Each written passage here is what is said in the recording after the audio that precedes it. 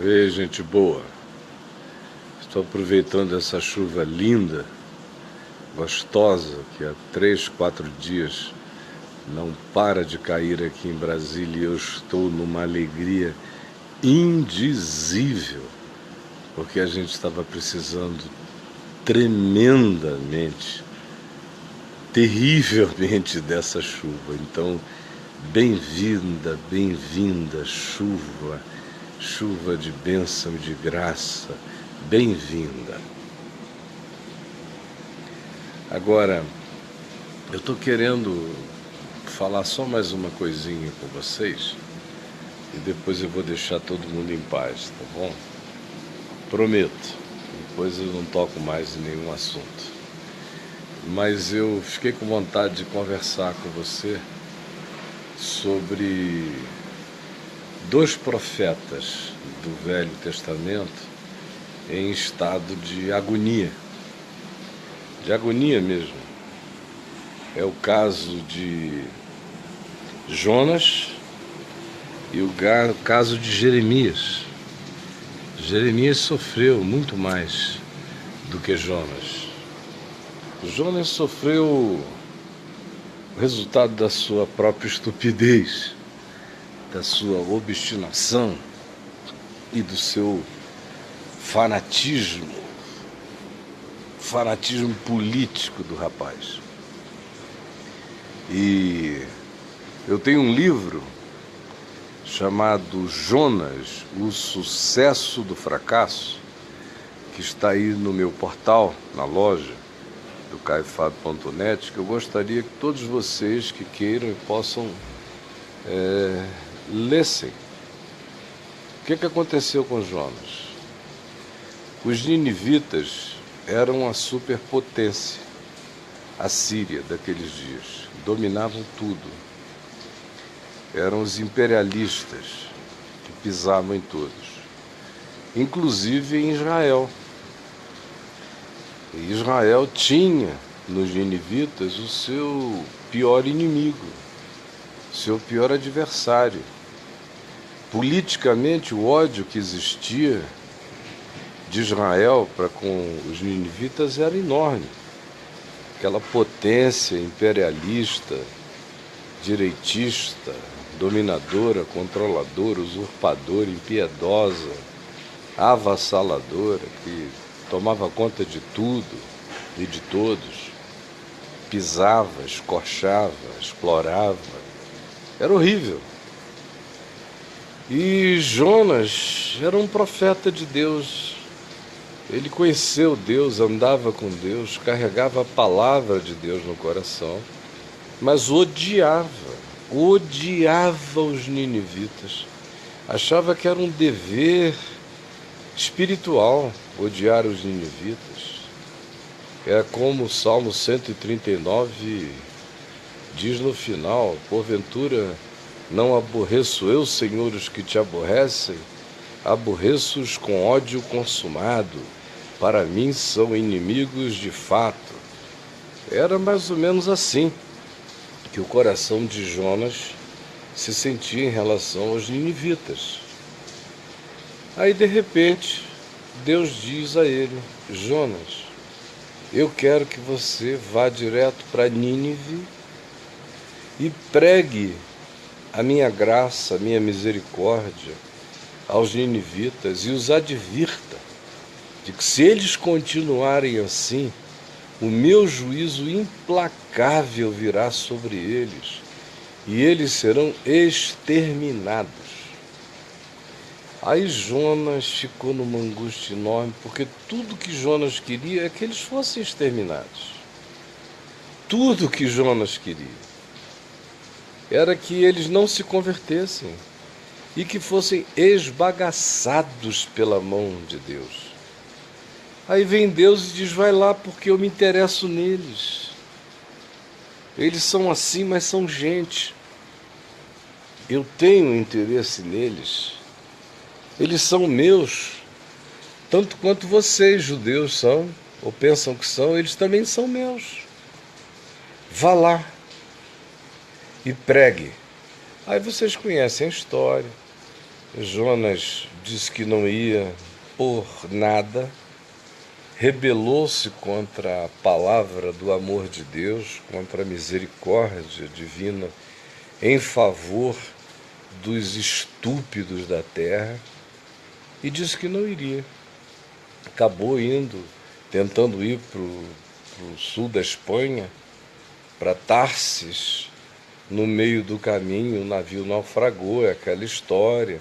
Um grande peixe o engoliu e o vomitou numa praia, e ele não teve alternativa a não ser andar na direção de Nínive. E quando ele começou a anunciar e a clamar, dizendo: arrependei-vos, ou Nínive será subvertida em 40 dias, o pior choque dele é que o rei ouviu aquela história, chamou os seus conselheiros e disse: olha, eu sinto que essa é uma palavra séria, que vai acontecer. E instituiu um jejum e oração em toda a população, incluindo os animais que ficaram sem ir à manjedoura e nem ao pasto. E o Senhor falou com Jonas: Jonas, você está vendo o arrependimento dos ninivitas? Como o coração deles está quebrantado? E o Jonas ficou com ódio. Ódio. É porque a ideologia política, tanto quanto a religiosa, tem um poder desgraçado, é o poder de fazer com que o nosso capricho, ungido pela impressão de justiça e de direito, bloqueiam o coração da gente de tal modo, até mesmo contra a palavra de Deus. E, sobretudo, acontece o seguinte: quando o indivíduo, fixado em nome de Deus ou de qualquer valor, decide se obstinar contra um determinado outro grupo humano, ele para de crer no amor de Deus pelo inimigo dele. E quando Deus demonstra que ama o inimigo tanto quanto ama ele, aqui deu uma paradinha, está tentando reconectar, mas reconectou. Para ele é uma questão de vida ou de morte. E ele é capaz de continuar lutando contra a palavra revelada de Deus em favor do capricho da sua própria ideologia. Jonas está ali como um fenômeno universal, mostrando que no coração humano, raramente a palavra de Deus vem em primeiro lugar. Em primeiro lugar vem a nossa escolha ideológica imediata. Quando dá, Deus vem depois. Mas o que interessa é o que eu gosto ou o que eu não gosto na vida. O centro de poder na vida é o seu ego e as suas escolhas. Raramente as pessoas fazem coisas pensando no bem geral. A maioria fixa-se no seu próprio umbigo e na sua preferência pessoal e levanta-se nesse sentido, mesmo que seja contra Deus. Contra Deus e contra o arrependimento do próximo. O próximo pode mudar. Nesse caso, o cara não quer que o próximo mude, não quer que o próximo melhore, não quer que ele se altere para o bem, não quer que ele desista do mal, porque se ele desistir do mal, ele não vai receber a devolução do mal sobre ele. Essa é a tragédia de Jonas, aqui contada numa pílula. Ela é longa, por isso eu quero que você compre o meu livro, Jonas, o sucesso do fracasso, lá na loja do meu site. Essa é a primeira história, a de Jonas. Essa angústia do indivíduo que tinha que se converter ao arrependimento do inimigo e preferiu brigar até o fim. A história dele é concluída de maneira inconclusa. Ela termina com uma pergunta de Deus: por que tu, que estás dando tanto valor à erva que eu fiz crescer para fazer uma sombra na tua cabeça, estás zangado agora porque a erva morreu e não enxergas que fui eu quem criou os ninivitas, toda a criação que está à volta deles? Tu amas uma erva que te deu uma sombra e queres que eu não ame os teus inimigos que eu mesmo criei, que são tão meus filhos quanto tu? Essa é a linguagem esmagadora de Deus para Jonas, que deveria ser para todos nós que estamos viciados em fanatismo ideológico de qualquer natureza. A segunda história é a de Jeremias, em relação a uma outra figura patética, pavorosa, Nabucodonosor. Nabucodonosor era mais do que o cão chupando manga.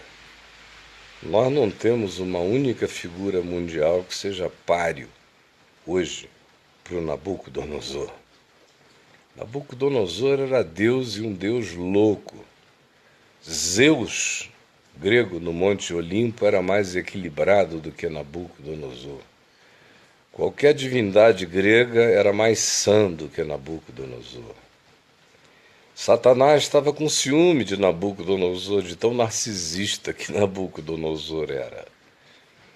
E esse cara, o profeta Isaías nos diz, contra os sábios judeus, a religião judaica, o establishment judaico, os sacerdotes do templo, Isaías disse que Deus tinha tomado Nabucodonosor como uma navalha alugada para fazer barba, cabelo e bigode em Israel por causa da idolatria de Israel, por causa da corrupção de Israel, por causa da grande prostituição e da perda de toda noção de caráter, de amor, de compaixão e de justiça em Israel. Por isso, Nabucodonosor, o perverso, tornara-se para Deus uma navalha que ele alugara para fazer barba, cabelo e bigode. Por outro lado, Isaías dizia: Deus, no entanto, o julgará. Ele será servo de Deus para cumprir esse objetivo em relação a Israel. Mas a maldade com a qual ele faz todas as coisas em todos os lugares vai ser julgada a seu tempo. Ninguém duvide disso. O indivíduo, às vezes, é servo inconsciente para cumprir um papel tópico, mas nem por causa disso vai deixar de receber o devido juízo por todas as escolhas de perversidade que fez. Se a gente entendesse somente isso, um monte de coisas e um monte de idolatrias e de opiniõezinhas pequenas e tópicas desapareceriam da nossa mente e a gente ganharia uma macro perspectiva histórica com a soberania de Deus sobre tudo. Mas o que Isaías disse ainda era bolinho. As coisas ficaram muito complicadas foi quando Jeremias começou a profetizar mais do que isso. Jeremias começou a dizer que Nabucodonosor não só viria, como Isaías já tinha dito, mas ele se tornara essencial. Que sem Nabucodonosor, Israel não seria curado. Que Israel precisava. Era uma questão de pedagogia histórica para salvar Israel da idolatria e de um monte de outras corrupções nas quais o país tinha vivido, sem o qual ele não evoluiria. Que Nabucodonosor e o cativeiro que ele traria, levando Israel para a Babilônia, eram condição sine qua non para iniciar o processo de cura da alma coletiva de uma nação presunçosa, arrogante, que não praticava a idolatria dos outros povos, mas que tinha em si mesmo o seu próprio ídolo, que se adorava como o povo de Deus e que se tornara nojento por causa disso. E aí piorou ainda a situação, sabe por quê? Porque Jeremias anunciava isso em Jerusalém. E ele começou a ser acusado de traição. Traição. Parecia até que ele era em favor de Nabucodonosor. Ele não era. Ele achava Nabucodonosor um diabo histórico inominável.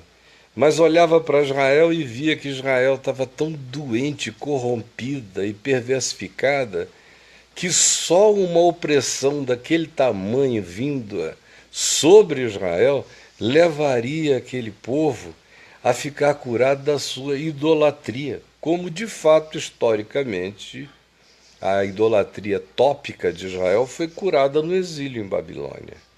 Depois disso você não vê mais Israel praticando as coisas que Israel praticava antes. Teve esse resultado, mas Jeremias pagou o preço inominável. Piorou, sabe quando? Quando Nabucodonosor mandou chamar a Jeremias fora de Jerusalém para uma conversa, para um petit comité com os generais dele, com o pessoal que estava preparando o cerco de Jerusalém para invadir. Mandaram chamar a Jeremias e Jeremias foi. Conversou e não deu a menor força para eles. Não disse que eles estavam certos, não disse nada, só disse que o Senhor iria permitir que aquilo acontecesse para curar Israel da sua idolatria, mas que eles mesmos, os babilônios, tomassem todo cuidado, porque o pau que dava no Chico dava no Francisco, e que eles não ficariam sem o devido juízo de Deus. Isso ele disse aos babilônios na cara deles, porque os babilônios pensavam que poderiam cooptar Jeremias e fazer de Jeremias um espião infiltrado. Jeremias disse, não, aqui não, vocês não entenderam nada. Eu não sou em favor de vocês. Eu sou em favor do único Deus vivo e verdadeiro a quem eu sirvo. Eu não sou nem em favor de Israel na perspectiva de preservar Israel a qualquer preço e a qualquer custo. Israel só faz sentido se for um povo de propriedade exclusiva de Deus para obedecê-lo. Se não for, é como qualquer outra nação na terra e ainda pior, porque conhece a revelação, vai apanhar muito mais. Porque aquele que diz eu sei e entendi, aumenta infinitamente as suas responsabilidades diante de Deus. Quando Jeremias voltou para Jerusalém, meu Deus, o circo estava montado. Tratado como traidor aonde ia, está ali, o X9. Foi maltratado, jogado em poços, em lama. Não tinha voz nem vez em lugar nenhum. Ele era o traidor do povo de Israel, porque dizia que o inimigo de Israel iria vencer. Vocês vejam o que significa uma pessoa, está vivendo a história, mas sem nenhum compromisso com os protagonistas imediatos, porque o compromisso dele está nos céus. Não importa em relação a quem seja, nem em quem doa, nem em que direção caia. Vocês não sabem o que é. Não sabem mesmo, vocês são filhos da bipolaridade, estão atolados no pântano político das ignorâncias. Não têm a menor ideia do que é um ser humano que olha para isso de um outro ângulo, está com a mente cativa de Deus.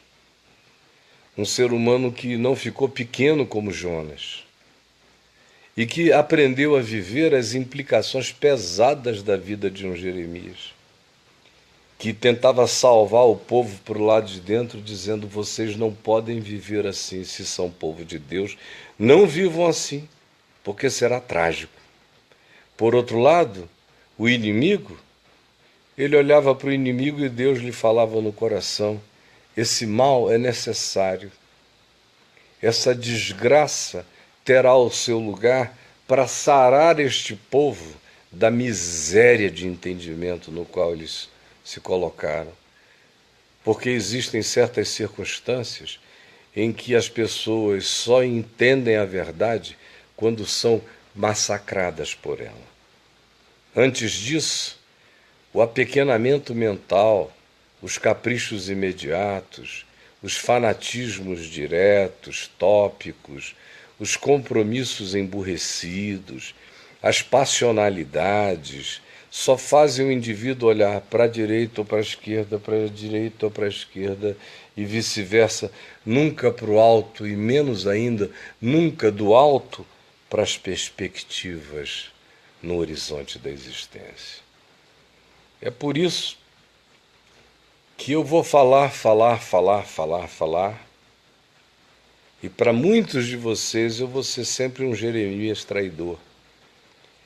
Traidor da causa de vocês, porque eu nunca ficarei do lado dessa causa e nem da outra. Podem me chamar de traidor porque tem alguém nos céus que diz: meu filho, continua com teu coração ancorado na verdade e não te vergues nem para a direita, nem para a esquerda, nem para lugar nenhum. Olha para cima, fala a minha verdade. E não deixes que o teu coração fique amargurado como o de Jonas. Ora em favor de todos os homens. Pede pela conversão dos ninivitas, tanto quanto pela conversão do teu povo. Mas fica sabendo que Deus é soberano e não tem predileções. Literalmente, o que o Evangelho e todo o testemunho da Escritura nos dizem é isto: que o pau que dá no Chico, soberanamente, desce o cacete no Francisco. Quem não gostar disso, não goste. Mas a história, leia, ela não deixa dúvidas. Agora, se você quiser lutar contra a verdade, fique à vontade para entrar de cabeça na ponta da espada.